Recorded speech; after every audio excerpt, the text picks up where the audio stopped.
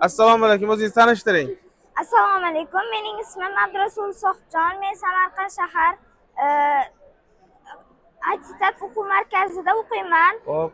Men bugungi loyihamni tanishtirib o'tsam, buning nomi bilimdon matematik hisoblanadi.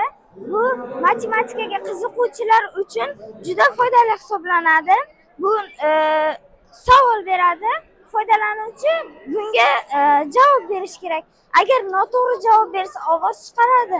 Agar to'g'ri javobdan keyin 1 daqiqalik pianino chalish imkoniyatiga ega bo'ladi. O'yin orqali matematikani o'rgatar ekanda, to'g'rimi? Yana bunda darajalari ham bor. 1 dan 9 gacha xohlaganingizni tanlasiz, o'sha soniga qarab qiyinligini tanlab beradi. Qiyinligini moslashtirib beradi. Qani men bu ishlatib ko'ringchi, xato javob berib bitta, to'g'ri javob berib bitta. Mana to'g'ri javob deb chiqdi. Endi xato javob beramiz. Xato javob deb chiqdi. Qanday ovoz chiqaradi? X ta ovozida javob chiqdi.